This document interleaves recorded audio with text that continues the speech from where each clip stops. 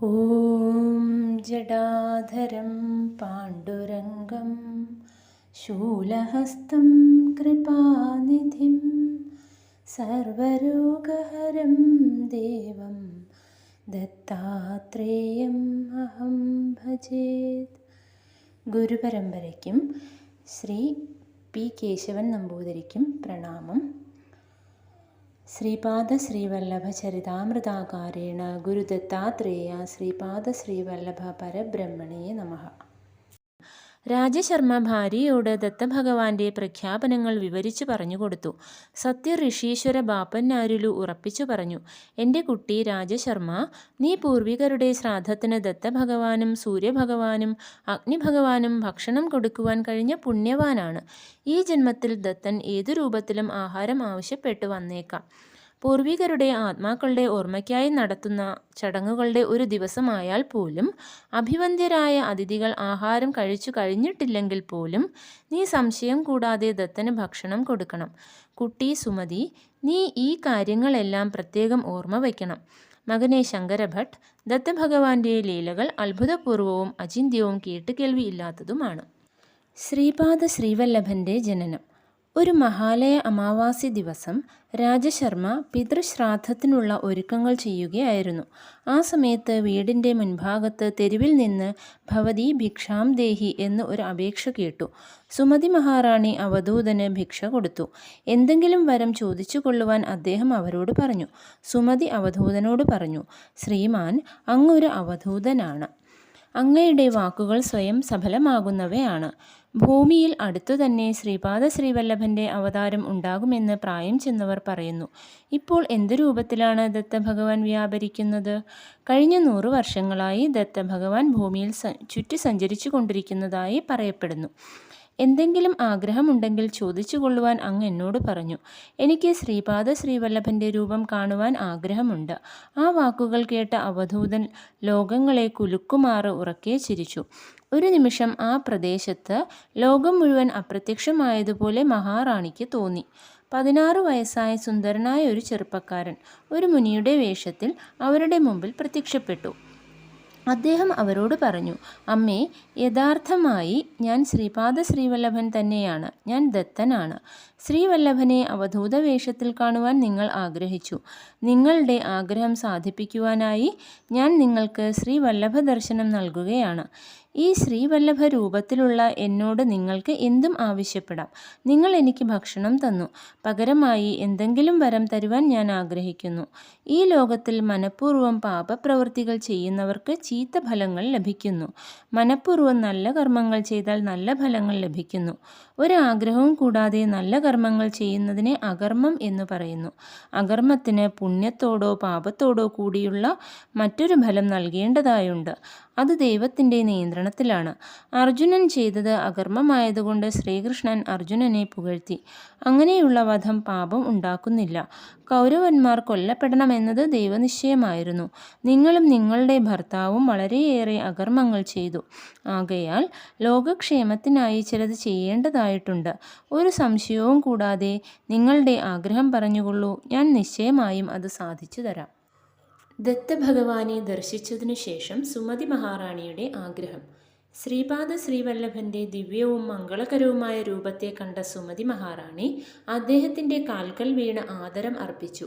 ശ്രീപാദ ശ്രീവല്ലഭൻ അവരെ പിടിച്ച് എഴുന്നേൽപ്പിച്ചു പറഞ്ഞു, അമ്മേ, ഒരമ്മ തൻ്റെ കുട്ടിയുടെ കാൽക്കൽ വീഴുക എന്നത് അസംബന്ധമായ ഒരു കാര്യമാണ്.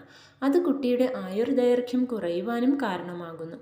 സുമതി വിനയപൂർവ്വം പറഞ്ഞു, ശ്രീപാദ ശ്രീവല്ലഭ സ്വാമി, അങ്ങ് എന്നെ അമ്മേ എന്ന് വിളിച്ചു. അതുകൊണ്ട് ഞാൻ അങ്ങയുടെ അമ്മയാണെന്നും അങ്ങ് എൻ്റെ കുട്ടിയാണെന്നും അംഗീകരിച്ചു. അങ്ങയുടെ വാക്ക് സത്യമാണ്. അത് യാഥാർത്ഥ്യമാക്കിയാലും ഞങ്ങളുടെ മകനായി ജനിച്ചാലും തഥാസ്തു. അങ്ങനെയാകട്ടെ. ശ്രീപാദൻ തുടർന്നു, നിങ്ങൾ ഇപ്പോൾ കണ്ട അതേ രൂപത്തിൽ ഞാൻ ജനിക്കും. അമ്മ മകൻ്റെ കാൽക്കൽ വീഴുക എന്നത് മകൻ്റെ ജീവിത കാലയളവ് കുറയ്ക്കുന്നു. ഞാൻ ധർമ്മതത്വങ്ങളെയോ വിധിയെയോ ലംഘിക്കുകയില്ല. അതുകൊണ്ട് ഞാൻ 16 സംവത്സരം മാത്രം നിങ്ങളുടെ മകനായി ജീവിക്കും. സുമതി കരയുവാൻ തുടങ്ങി. ഓ, എന്ത് അപരാധമാണ് സംഭവിച്ചത്! ജീവിതം 16 വർഷം മാത്രമോ?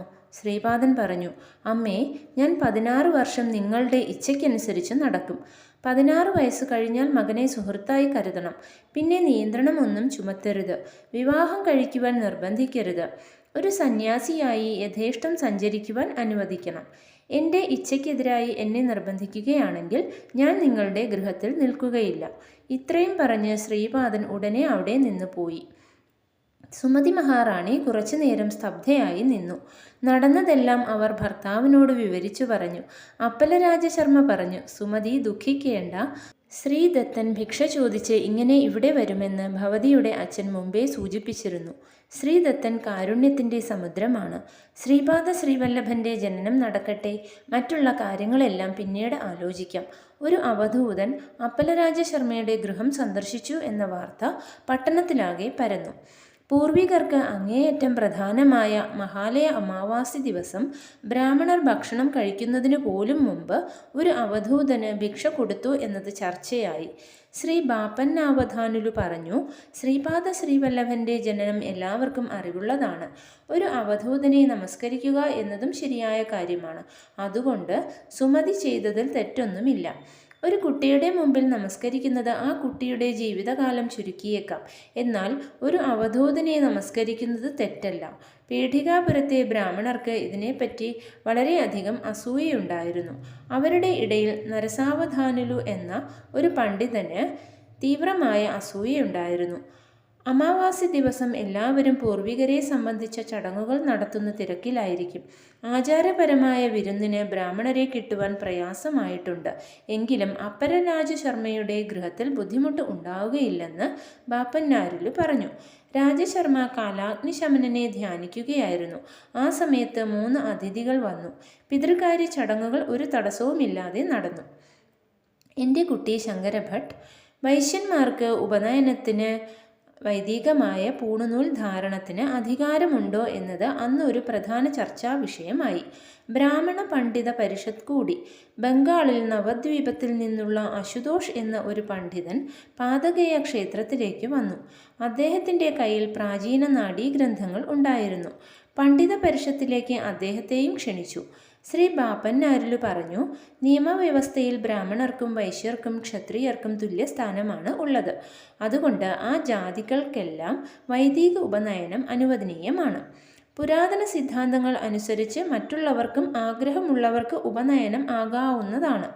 ജാതിയും ലിംഗവും പ്രായവും ജ്ഞാനം ആർജിക്കുന്നതിന് തടസ്സമായിരുന്നില്ല. സിദ്ധന്മാരിൽ വൈശ്യയോഗിമാരുണ്ടായിരുന്നു. ലാഭാതൻ എന്ന ഒരു വൈശ്യയോഗി ദത്തഭഗവാന്റെ അനുഗ്രഹം കൊണ്ട് ഒരു സിദ്ധനായി. ലാഭാത മഹർഷിയുടെ കൃപയുണ്ടെങ്കിൽ എല്ലാ പ്രയത്നങ്ങളും പ്രയോജനപ്രദമാകും. ശ്രീ ബാപ്പന്നാരിയുടെ തീരുമാനത്തെ എല്ലാവരും ഘോഷത്തോടെ സ്വീകരിച്ചു. എങ്കിലും ഈ തീരുമാനം നരസാവധാനി എന്ന പണ്ഡിതന് വേദനാജനകമായി തീർന്നു. അദ്ദേഹം സൈദ്ധാന്തികമായ വാദത്തിൽ വിദഗ്ധനായിരുന്നു. അദ്ദേഹം ബഗളാമുഖി ദേവിയുടെ ഭക്തനായിരുന്നു. എല്ലാ ദിവസവും ദേവിയെ പൂജിച്ചിരുന്നു. വാദം തുടങ്ങുന്നതിന് മുമ്പ് അദ്ദേഹം മുഖം കഴുകും. ബഗളാമുഖി മന്ത്രം ജപിക്കുകയും ചെയ്യും. പിന്നെ വാദം തുടങ്ങും. അപ്പോൾ അദ്ദേഹത്തെ തോൽപ്പിക്കുക അസാധ്യമായിരുന്നു. ബാപ്പന്നാരുലു കോടിക്കണക്കിന് പ്രാവശ്യം ഗായത്രി മന്ത്രം ജപിച്ചിട്ടുള്ള പുണ്യവാനാണ്. അവർ രണ്ടുപേരും ഒരിക്കലും വാദത്തിൽ തമ്മിൽ ഏറ്റുമുട്ടിയില്ല. നരസാവധാനി മുഖം കഴുകി മന്ത്രം ധ്യാനിച്ചു. ശ്രീപാദ ശ്രീവല്ലഭന് വളരെ ചെറിയ പ്രായം മുതൽക്കു തന്നെ തൻ്റെ അമ്മയുടെ അച്ഛനുമായി അടുത്ത ബന്ധമുണ്ടായിരുന്നു. അതുകൊണ്ട് ആ ബാലൻ ബ്രാഹ്മണ പരിഷത്ത് യോഗങ്ങൾക്ക് മുത്തച്ഛൻ്റെ കൂടെ പോകുമായിരുന്നു. സുമുഖനായ ആ ചെറിയ കുട്ടിയെ ആരും തടഞ്ഞില്ല. അന്ന് യോഗത്തിൽ ശ്രീവല്ലഭൻ്റെ സാന്നിധ്യം നരസാവധാനിയെ അസ്വസ്ഥനാക്കി. മഹാപണ്ഡിതന്മാരുടെ ഒരു സമ്മേളനത്തിൽ ഒരു ചെറിയ ബാലൻ പങ്കെടുക്കുന്നത് തെറ്റാണെന്ന് അദ്ദേഹം ചിന്തിച്ചു. ബഗളാമുഖി മന്ത്രം ജപിച്ചതിനു ശേഷം വാദപ്രതിവാദം തുടങ്ങുന്നതിനു മുമ്പ് അദ്ദേഹം ശ്രീപാദനോട് എന്തിനാണ് അവിടേക്ക് വന്നത് എന്ന് ചോദിച്ചു. അതിന് ശ്രീപാദൻ മറുപടി പറഞ്ഞു, മുത്തച്ഛ, ക്ഷണിക്കപ്പെടാതെ പങ്കെടുക്കുന്നത് ശരിയല്ല. അങ്ങ് എന്നെ നിർദ്ദിഷ്ടവും നിശ്ചിതവുമായ രീതിയിൽ വിളിച്ചതുകൊണ്ടാണ് ഞാൻ വന്നത്. അങ്ങ് പോകാൻ പറഞ്ഞാൽ ഞാൻ പോകാം. എനിക്കെന്താണ് കാര്യം? ഞാൻ സ്വതന്ത്രനാണ്. ഞാനൊരു ബാലനാണ്. ശ്രീപാദൻ പുറത്തു പോകണം എന്ന് നരസാവധാനി ഗർജിച്ചു. രാജശർമ്മ മകനെ പുറത്തേക്ക് കൊണ്ടുപോയി. വാദം തുടങ്ങാൻ ആഗ്രഹിച്ച നരസാവധാനിക്ക് ഒന്നും പറയുവാൻ കഴിഞ്ഞില്ല. എത്ര ശ്രമിച്ചിട്ടും വായിൽ നിന്ന് വാക്കൊന്നും പുറത്തു വന്നില്ല. എല്ലാം നോക്കിക്കൊണ്ടിരുന്ന അശുതോഷ് രസിച്ചു ചിരിച്ചു. ബാപ്പൻ നാരുലുവിൻ്റെ തീരുമാനം യോഗം അംഗീകരിച്ചു. വൈശ്യന്മാർക്ക് വൈദിക ഉപനയനം വിധിക്കപ്പെട്ടു. ആശുതോഷിൻ്റെ കൈവശമുണ്ടായിരുന്ന നാഡീഗ്രന്ഥങ്ങളെക്കുറിച്ച് ഒരു തീരുമാനമുണ്ടായി. സാന്ദ്രസിന്ധു വേദത്തിൽ പറഞ്ഞിരിക്കുന്ന ഗണിതശാസ്ത്ര നിയമം അനുസരിച്ച് വേണം ശ്രീപാദ ശ്രീവല്ലഭൻ്റെ ജനനസമയം കണക്കാക്കുവാനെന്ന് നാഡീഗ്രന്ഥത്തിൽ പറഞ്ഞിട്ടുണ്ട്. ശ്രീപാദൻ ഗണേശ ചതുർത്ഥിയുടെ ആദ്യ മണിക്കൂറുകളിൽ ചിത്ര നക്ഷത്രത്തിലും സിംഹലഗ്നത്തിലും തുലാം രാശിയിലുമാണ് ജനിച്ചതെന്ന് നിർണയിക്കപ്പെട്ടു. ശ്രീപാദൻ ശ്രീദത്തൻ്റെ അവതാരമാണെന്നും ആ ബാലൻ്റെ പാദങ്ങൾ എല്ലാ ശുഭലക്ഷണങ്ങളാലും അടയാളപ്പെടുത്തപ്പെട്ടതാണെന്നും അയാൾ ശ്രീപാദ ശ്രീവല്ലഭൻ എന്ന ഉചിതമായ നാമം വഹിക്കുന്നു എന്നും പറഞ്ഞിരിക്കുന്നു. അയാളുടെ ജാതകം ആർക്കും കൊടുക്കരുത് എന്നും സമയമാകുമ്പോൾ ത്രിപുരക്കാരനായ ജൈനമതത്തിൽ ഉൾപ്പെട്ട അക്ഷയകുമാർ വഴിയായി അത് അവിടെ എത്തുമെന്നും കുറിച്ചിരുന്നു. അതെല്ലാം ദിവ്യമായ പദ്ധതി പ്രകാരം സംഭവിക്കും. ദൈവിക ലീലയുടെ ഭാഗമായി അത് പേടികാപുരത്ത് എത്തിച്ചേരും. ആശുതോഷ് ശ്രീപാദ ശ്രീവല്ലഭനെ കാണുവാനായി അദ്ദേഹത്തിൻ്റെ വസതിയിലേക്ക് പോയി. ശ്രീവല്ലഭൻ പറഞ്ഞു, ഇന്ന് ചിത്ര നക്ഷത്രമാണ്. എൻ്റെ ജന്മനക്ഷത്ര ദിവസം ആർ എന്നെ ആരാധിച്ചാലും എനിക്ക് വളരെ സന്തോഷമാകും. നിങ്ങൾ നിഷ്കൽമഷ ഭക്തിയോടു കൂടിയാണ് വന്നത്. ഞാൻ നിങ്ങളെ അനുഗ്രഹിക്കുന്നു. ആഗ്രഹമുള്ളത് എന്താണെങ്കിലും ചോദിച്ചുകൊള്ളൂ. ആശുതോഷ് പറഞ്ഞു, പ്രഭോ, നരസാവധാനി ബഗളാമുഖിയുടെ ഭക്തനാണെന്ന് ഞാൻ മനസ്സിലാക്കി. അദ്ദേഹത്തിൻ്റെ സഹായത്തോടെ അംബികയുടെ ദർശനം സാധിക്കാമെന്ന് ഞാൻ വിചാരിച്ചു. എൻ്റെ മോഹം വ്യർത്ഥമായ ഒരു ആഗ്രഹമായി. അംബിക അദ്ദേഹത്തോട് കോപാകുലയായിരുന്നു എന്ന് ഞാൻ മനസ്സിലാക്കി. ശ്രീപാദൻ പെട്ടെന്ന് പറഞ്ഞു, യഥാർത്ഥത്തിൽ ഞാൻ അയാൾ പൂജിക്കുന്ന ആ അംബികയാണ്. അതുവരെ നരസാവധാനിയുടെ സൂക്ഷ്മ ശരീരത്തോട് ഒപ്പമുണ്ടായിരുന്ന അംബിക അയാൾ എന്നോട് പുറത്തു പോകാൻ പറഞ്ഞ ആ നിമിഷം എന്നിലേക്ക് ലയിച്ചു. ഞാൻ എല്ലാ ദേവന്മാരുടെയും ദേവിമാരുടെയും മൂർത്തിമത് ഭാവമാണ്. അംബികാ ദർശനഭാഗ്യം അനുഭവിച്ചുകൊള്ളൂ. ഇപ്രകാരം പറഞ്ഞ അദ്ദേഹം ആശുതോഷിൻ്റെ മുമ്പിൽ ബഗളാമുഖിയുടെ രൂപത്തിൽ പ്രത്യക്ഷനായി. ആശുതോഷ് പൂർണ്ണ സംതൃപ്തനായി. താൻ മഹാരാഷ്ട്രത്തിൽ കണ്ണു മഹർഷിയുടെ വാജസനയിലെ ശാഖയിൽ ജനിക്കുമെന്ന് ശ്രീപാദൻ അശുതോഷിനോട് പറഞ്ഞു. താൻ വീണ്ടും അവതരിക്കുമ്പോൾ അശുതോഷിനെ അനുഗ്രഹിക്കുമെന്നും അശുതോഷ് തൻ്റെ പ്രധാന ശിഷ്യന്മാരിൽ ഒരാളായിരിക്കുമെന്നും കണ്ണിന് ഉത്സവമാകുന്ന എല്ലാ അസാമാന്യമായ അത്ഭുത സംഭവങ്ങൾക്കും സാക്ഷ്യം വഹിക്കുവാൻ ഇടവരുമെന്നും അശുതോഷ് ഉടനെ പുറപ്പെടണമെന്നും ശ്രീപാദൻ പറഞ്ഞു. ശ്രീപാദൻ്റെ ആജ്ഞ അനുസരിച്ച് ആശുതോഷ് പെനുശിരക്കോനയിലേക്ക് പുറപ്പെട്ടു. അദ്ദേഹം പെഞ്ചരക്കോന വനത്തിൽ കണ്ണു മഹർഷിയുടെ തപോഭൂമിയിൽ എത്തി. ശ്രീപാദൻ്റെ ജനനസമയത്ത് കണ്ട അത്ഭുത ദൃശ്യങ്ങൾ. ഞാൻ പറഞ്ഞു, ശ്രീമാൻ, ശ്രീപാദൻ്റെ അങ്ങ് കണ്ടിട്ടുള്ള ഏതാനും അത്ഭുത സംഭവങ്ങൾ കൂടി പറയൂ. എനിക്കത് കേൾക്കാനുള്ള ഭാഗ്യമുണ്ടാകട്ടെ. തിരുമലദാസു പറഞ്ഞു. നരസാവധാനുലുവിന് പാപ്പൻ നാരുലുവിനോട് അത്യധികം കോപമുണ്ടായിരുന്നു. എങ്ങനെയെങ്കിലും അദ്ദേഹത്തെ അപമാനിക്കണമെന്ന് നരസാവധാനുലു ആഗ്രഹിച്ചു. തനിക്ക് ദേവി ബഗളാമുഖിയുടെ കൃപ നഷ്ടപ്പെടുവാൻ ബാപ്പൻ നാരുലു ആയിരുന്നു ഉത്തരവാദി എന്ന് അദ്ദേഹം വിചാരിച്ചു. ബാപ്പൻ നാരുലു ഏതോ താന്ത്രിക പ്രയോഗം കൊണ്ട് തൻ്റെ മന്ത്രസിദ്ധി ഇല്ലാതാക്കി എന്ന് അദ്ദേഹം പ്രചാരണം നടത്തി. ശ്രീ വല്ലഭാവതാരത്തിൻ്റെ വിശദാംശങ്ങളെക്കുറിച്ച് അദ്ദേഹം അതിൽ കൂടുതൽ അസ്വസ്ഥനായിരുന്നു. നാഡീഗ്രന്ഥങ്ങൾ വിശ്വസിക്കത്തക്കവയല്ലെന്നും മത്സ്യഭുക്കായ ഒരു ബംഗാളി ബ്രാഹ്മണന് ബാപ്പൻ നാരുലു ഭക്ഷണം കൊടുത്തത് ധർമ്മലംഘനമാണെന്നും അദ്ദേഹം വാദിച്ചു. ഒരു മനുഷ്യനും ഒരു പൂർണ്ണ ബ്രഹ്മത്തിൻ്റെ അവതാരമാകുവാൻ കഴിയുകയില്ലെന്നും ശ്രീപാദനെ പോലുള്ള ഒരു ബാലന് സർവശക്തനും സർവവ്യാപിയും സർവജ്ഞനുമായ ഭഗവാൻ ദത്തനാകാൻ കഴിയുകയില്ലെന്നും വാദിച്ചു. ശൈശവം മുതൽക്ക് തന്നെ പ്രണവം ജപിക്കുക, തൊട്ടിലിൽ കിടന്ന് കളിക്കുന്ന കാലത്തും ദിവ്യഗ്രന്ഥങ്ങളെക്കുറിച്ച് സംസ്കൃതത്തിൽ സംസാരിക്കുക, പ്രായത്തിന് യോജിച്ചതിൽ കവിഞ്ഞ ബുദ്ധിവൈഭവം പ്രദർശിപ്പിക്കുക മുതലായ ശ്രീപാദൻ്റെ അസാമാന്യമായ പ്രവൃത്തികളെ അദ്ദേഹം അനർത്ഥകരമായി തെറ്റായി അവതരിപ്പിച്ചു. മരിച്ചുപോയ ഒരു ബ്രാഹ്മണ വേദ പണ്ഡിതൻ ആ ബാലൻ്റെ ദേഹത്തിൽ അഭയം തേടിയിട്ടുണ്ടെന്നും ആ ആത്മാവാണ് ഇപ്രകാരം അസ്വാഭാവികമായി സംസാരിക്കുന്നതെന്നും അദ്ദേഹം അപവാദം പരത്തി. കുക്കുടേശ്വര ക്ഷേത്രത്തിലെ സ്വയംഭൂവായ ദത്തനാണ് യഥാർത്ഥ ഹിതകാരനെന്നും ആ ബാലനെ ദത്തനായി കരുതുന്നത് തെറ്റാണെന്നും അദ്ദേഹം പറഞ്ഞു. ശ്രീപാദ ശ്രീവല്ലഭൻ ജനിച്ച ആദ്യ 18 ദിവസങ്ങളിൽ കുട്ടിയെ എവിടെ കിടത്തിയാലും 3 ഭണങ്ങളുള്ള ഒരു സർപ്പം അതിൻ്റെ ഭണങ്ങൾ ഒരു കുട പോലെ വിടർത്തി പിടിച്ചുകൊണ്ട് കൂടെ നിന്നിരുന്നു. കണ്ണഞ്ചിപ്പിക്കുന്ന ഒരു പ്രകാശമായിട്ടാണ് അദ്ദേഹം അമ്മയുടെ ഗർഭപാത്രത്തിൽ നിന്ന് പുറത്തു വന്നത്. അദ്ദേഹം ജനിച്ച ഉടനെ സുമതി മഹാറാണി മോഹാലസ്യപ്പെട്ടു. സംഗീത ഉപകരണങ്ങളിൽ നിന്നുള്ള മംഗളസ്വരങ്ങൾ പ്രസവമുറിയിൽ നിന്ന് കേൾക്കുമാറായി. അല്പസമയത്തിന് ശേഷം ഒരു അശരീരി എല്ലാവരും മുറിയിൽ നിന്ന് പുറത്തു പോകണമെന്ന് പറഞ്ഞു. 4 വേദങ്ങളും 18 പുരാണങ്ങളും മഹത് വ്യക്തികളും ശ്രീപാദനെ അഭിനന്ദിക്കുവാനായി തേജോമയമായ പ്രകാശങ്ങളായി വന്നു. പവിത്രമായ വേദമന്ത്രങ്ങൾ മുറിയിൽ നിന്ന് കേൾക്കാമായിരുന്നു. കുറച്ചു സമയം കഴിഞ്ഞ് നിശബ്ദത പരന്നു. ആശ്ചര്യകരമായ ഈ സംഭവം ബാപ്പന്നാരിനു പോലും കുഴക്കുന്നതും മനസ്സിലാക്കാൻ കഴിയുന്നതിനതീതവുമായിരുന്നു. ശ്രീപാദൻ്റെ ബാല്യലീലകൾ. ശ്രീപാദ ശ്രീവല്ലഭൻ ജനിച്ചിട്ട് 1 വർഷം കഴിഞ്ഞു. ഏതാനും മാസങ്ങൾ പ്രായമുള്ളപ്പോൾ മുതൽ കുട്ടി മുത്തച്ഛനായ ബാപ്പന്നാരിലുവിൻ്റെ കൂടെ പണ്ഡിത പരിഷത്ത് സമ്മേളനങ്ങളിൽ പോകാറുണ്ട്. കുറച്ചു മാസങ്ങൾ പ്രായമുള്ളപ്പോൾ മുതൽ അദ്ദേഹം അനായാസം നടക്കുകയും ധർമ്മശാസ്ത്രാദികളെക്കുറിച്ച് പ്രഭാഷണങ്ങൾ ചെയ്യുകയും പല അത്ഭുതങ്ങളും പ്രകടിപ്പിക്കുകയും ചെയ്യാറുണ്ട്. കുട്ടിയുടെ ദേഹത്തിലേക്ക് കയറിയ മരിച്ചുപോയ ഒരു മഹാപണ്ഡിതനാണ് ഈ അത്ഭുതങ്ങളെല്ലാം ചെയ്യുന്നത് എന്നാണ് പീഠികാപുര നിവാസികൾ കരുതിയത്.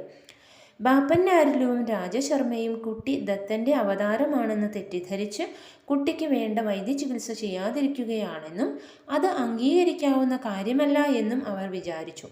പീഠികാപുരം ഒരു പാതകയ ക്ഷേത്രമായതുകൊണ്ടും മരിച്ചുപോയ പൂർവികർക്ക് ഒരു പ്രധാന ക്ഷേത്രമായതുകൊണ്ടും മരിച്ചുപോയവരുടെ ആത്മാക്കളോട് സംസാരിക്കാൻ കഴിവുള്ള ചില താന്ത്രികന്മാർ പീഠികാപുരത്ത് താമസമുള്ളതുകൊണ്ടും മേൽപ്പറഞ്ഞതുപോലുള്ള വാദങ്ങൾക്ക് ശക്തി കൂടി. താൻ മാല്യാദ്രിപുരത്തു നിന്ന് വന്നതായതുകൊണ്ട് താൻ ശ്രീ ബാപ്പന്നാരിലുവിൻ്റെയും ശ്രീ രാജശർമ്മയുടെയും വീടുകളിൽ വസ്ത്രങ്ങൾ അലക്കിയിരുന്നു. നരസാവധാനിയുടെ ഗൃഹത്തിൽ വസ്ത്രങ്ങൾ അലക്കിയിരുന്ന അലക്കുകാരൻ പ്രായാധിക്യത്താൽ മരിച്ചുപോയി. അയാൾക്ക് ഒരു മകനുണ്ട്. അയാൾ വായസപുരം അഗ്രഹാരം എന്ന് പറയപ്പെടുന്ന കോകനദത്തിലേക്ക് കുടിയേറിപ്പാർത്തു. അതുകൊണ്ട് നരസാവധാനിയുടെ വീട്ടിലെ വസ്ത്രങ്ങൾ അലക്കുവാൻ എന്നെ ഏർപ്പെടുത്തി. ബാപ്പന്നാരിലുവിൻ്റെ കുടുംബവുമായുള്ള അടുപ്പം കൊണ്ട് ഞാൻ ശുഭകരമായ ആഗ്രഹങ്ങൾ മാത്രമുള്ള ഒരാളായി മാറി. ആധ്യാത്മികതയുടെ നാളം എന്നിൽ ജ്വലിച്ചു. നരസാവധാനിയുടെ വസ്ത്രങ്ങൾ ഞാൻ തന്നെ അലക്കാതെ ഞാൻ ആ ജോലി എൻ്റെ മകൻ രവിദാസുവിനെ ഏൽപ്പിച്ചു. ഏതെങ്കിലും ദിവസം നരസാവധാനിയെ കാണുകയാണെങ്കിൽ അന്ന് എൻ്റെ വയറ് ആകെ തകരാറിലാകും. എനിക്ക് ഭക്ഷണം കഴിക്കാൻ പോലും കഴിയാതാകും. ശുഭകരമായ ആഗ്രഹങ്ങളുള്ള കുടുംബങ്ങളുടെ വസ്ത്രങ്ങൾ അലക്കുവാൻ എനിക്ക് ബുദ്ധിമുട്ട് ഉണ്ടായിരുന്നില്ല. ശ്രീപാദരാജം ശരണം പ്രപദ്യേ.